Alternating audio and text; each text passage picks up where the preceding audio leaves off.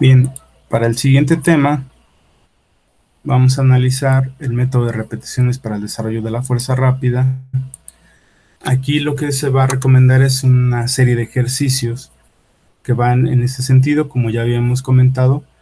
Pueden ser deportes como el atletismo, pueden ser deportes como los de pelota o los de combate o de arte de oposición como el taekwondo o el boxeo, donde se trabaja ese tipo de elementos que son técnicos pero se tienen que ejecutar a una velocidad importante. Entonces aquí pone ejemplos de ejercicios de saltos para el desarrollo de la fuerza rápida, sobre un pie, alternando los apoyos sobre ambos pies.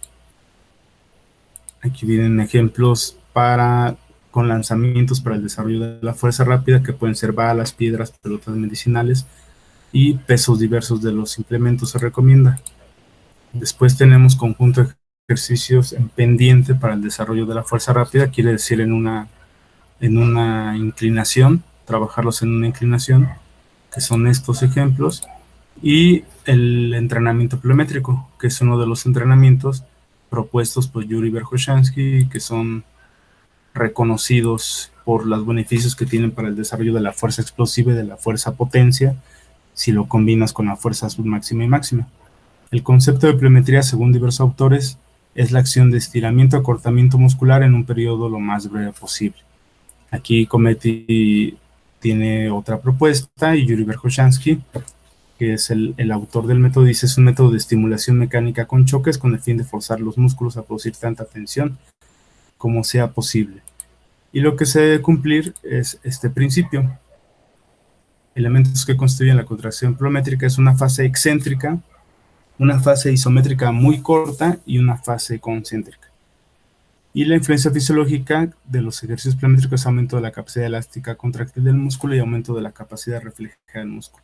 En este sentido, vamos a ver todos los factores que que se necesitan para la aplicación de la fuerza reactiva. Entonces, factor de intensidad, el ejemplo son saltos de gran altura buscando mejorar la capacidad de saltos, y factor frecuencia, saltos de desplazamientos muy cortos e intensos, haciendo hincapié más que en la altura, en la velocidad de ejecución y en la disminución del tiempo de apoyo.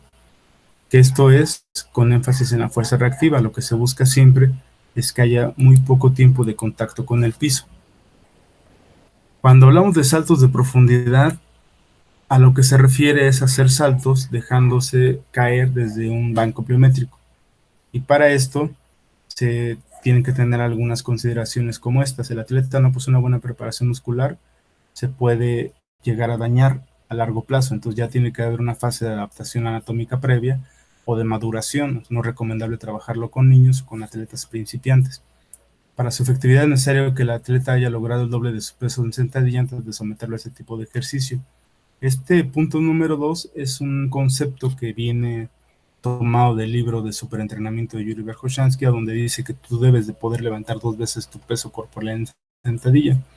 Esto es en el sentido de los métodos o de la propuesta que hace Yuri Verkhoshansky. Pero tú puedes trabajar pliometría sin que levantes 2 veces tu peso corporal, porque es una cuestión que pocos atletas logran hacer, levantar 2 veces su peso corporal en sentadillas. Es algo que ya es un peso muy considerable de años de entrenamiento. Tú puedes tener un atleta que trabaje con una vez su peso corporal en sentadilla y comenzar a desarrollar la pliometría, pero no pliometría de tanto nivel, sino con ejercicios más básicos. Como comento, esto es en el sentido ya de los métodos muy agresivos que propone Verkhoshansky. Y como el punto 4 dice, al utilizarlo con sobrecarga aumenta el riesgo de dañar al atleta. Es algo que hay que tener en consideración. Aquí vienen algunas otras consideraciones que hay que tener en cuenta. Las voy a dejar ahí para que ustedes las revisen por la cuestión del tiempo. Y algunos medios para el desarrollo del trabajo pliométrico, como pueden ser conos, balones, vallas, mancos, cajones, escaleras.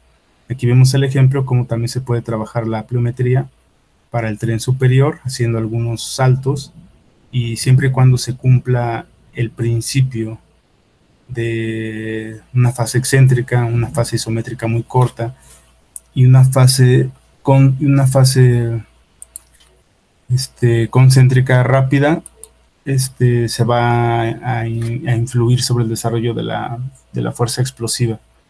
Algunos autores o algunos entrenadores dicen que solamente se puede trabajar la fuerza explosiva o la pliometría en el tren inferior, pero aquí vemos algunos ejemplos del que desarrolló el método, que se puede trabajar también en el tren superior. Aquí está el ejemplo con las llamadas planchas isobalísticas, ejemplos con conos, ejemplos con bancos, y también más adelante nos van a poner el ejemplo que se puede trabajar para el tren superior con lanzamientos con balón medicinal.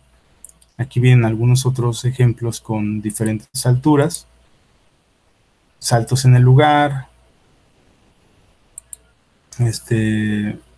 tenemos también con ambos pies, y aquí vienen los ejercicios y las características, saltos, brincos y saltos múltiples. Aquí también vienen los ejemplos y las características, ejercicios con cajones y saltos de profundidad, que esto es lo más interesante.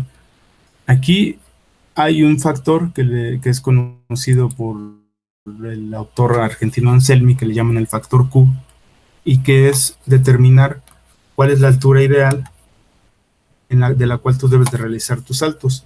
Para esto se hace un ejercicio.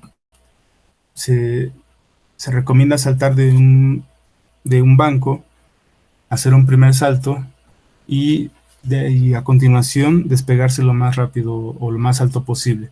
Después hacer un segundo salto y tomar en cuenta si se logra mayor altura o menor altura.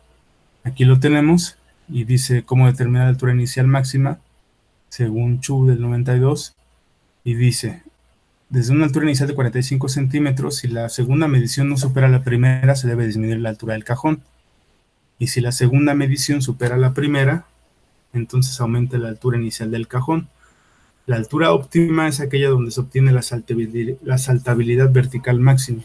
Es decir, que tanto en el primer salto como en el segundo se obtiene una media, y ese es el salto que tú vas a tener como parámetro, como factor Q, para poder realizar tus entrenamientos o la altura, para poder determinar la altura de los cajones, de las vallas, de los bancos, de lo que vayas a utilizar para hacer tus entrenamientos pliométricos, porque nunca va a ser igual la capacidad que tiene un atleta con la de otro atleta. Y si yo pongo como un estándar bancos a 40 centímetros o conos a 40 centímetros, habrá atletas que sea demasiada altura y tengan mucho tiempo de contacto en el piso, entonces se pierde el factor de reactividad y no esté desarrollando o estimulando la pliometría como tal.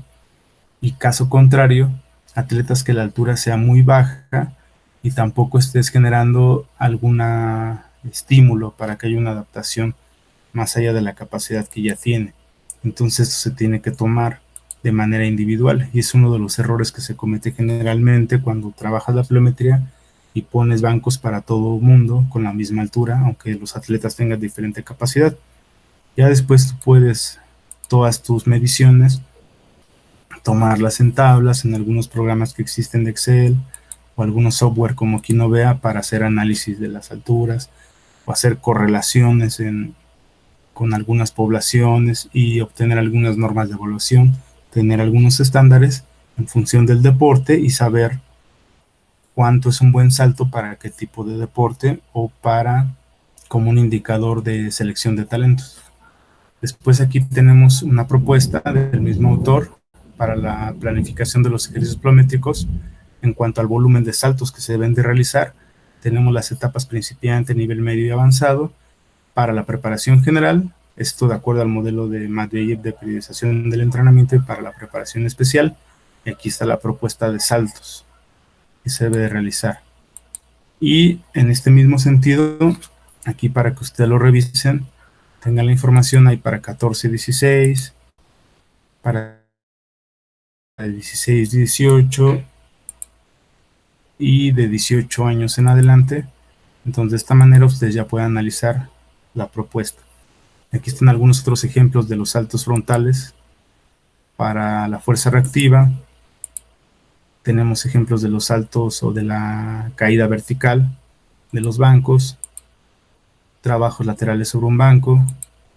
Tenemos el ejemplo de las push-ups o lagartijas isobalísticas y algunas consideraciones para lo que les comentaba de los lanzamientos pliométricos, que aquí dice: la recepción es parte del ejercicio, sería la fase excéntrica.